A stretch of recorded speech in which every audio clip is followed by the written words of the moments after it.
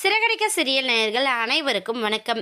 நம்ம அண்ணாமலை வீட்டில் பல பிரச்சனைகள் எல்லாம் முடிஞ்சதுக்கப்புறம் இப்போ என்ன யோசிக்கிறாருன்னு பார்த்தீங்கன்னா, ரோகிணி தான் நம்ம கூடிய சீக்கிரம் டைவர்ஸ் வாங்க போகிறோம்ல அப்படிங்கிற எண்ணத்தெல்லாம் மைண்டில் வச்சுட்டு, இப்போதைக்கு மனோஜ் தனியாக தானே இருக்கான், அதனால் நம்ம மீனாவுக்கும் முத்துக்கும் ரூம் அரேஞ்ச் பண்ணி கொடுக்கலாம் அப்படிங்கிற ஒரு முடிவு எடுத்திருக்காரு. எடுத்தது மட்டும் இல்லாமல் எல்லாரையும் கூப்பிட்டு உட்கார வச்சு பேசவும் செய்கிறாங்க. இங்கே பாருங்கள், நான் இப்போ ஒரு முக்கியமான முடிவு எடுத்திருக்கேன். இதுக்கப்புறம் என்னோடய பேச்சு கேட்டு தான் நீங்கள் எல்லாருமே நடந்துக்கணும் அப்படின்னு சொல்லிட்டு அண்ணாமலை சொல்கிறாரு. என்னடா சொல்ல போகிறாரு அப்படிங்கிற மாதிரி எல்லாரும் ரொம்ப ஆவலாக எதிர்பார்க்க, நம்ம அண்ணாமலை இங்கே பாரு மனோஜ், இதுக்கப்புறம் உன்னோட ரூமில் நம்ம முத்துவும் மீனாவும் தூங்கட்டும் அப்படின்னு சொல்கிறாங்க. இதை கேட்டதுமே நம்ம விஜய் ரொம்பவே கடுப்பாயிறாங்க. ஏங்க என்ன நினச்சிட்டு பேசிகிட்டு இருக்கீங்க, மனோஜ் எங்கே போய் தூங்குவான் அப்படின்னு சொல்லி நம்ம விஜயா ஒரு பக்கம் கூடவே மனோஜ் அப்பா என்ன சொல்லிட்டு இருக்கீங்க, நான் எப்படி வெளியே தூங்க முடியும், என்னாலலாம் முடியாது, ஏன் ரொம்ப நான் யாருக்கும் விட்டு கொடுக்க மாட்டேன் அப்படிங்கிற மாதிரி சொல்கிறாங்க.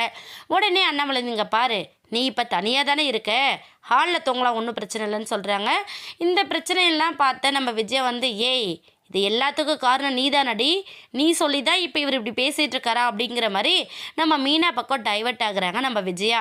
ஆனால் நம்ம மீனாவும் முத்தும் என்ன பண்ணுறாங்கன்னா, மாமா தயவு செஞ்சு புரிஞ்சுக்கோங்க அப்படிங்கிற மாதிரி சொல்ல வராங்க.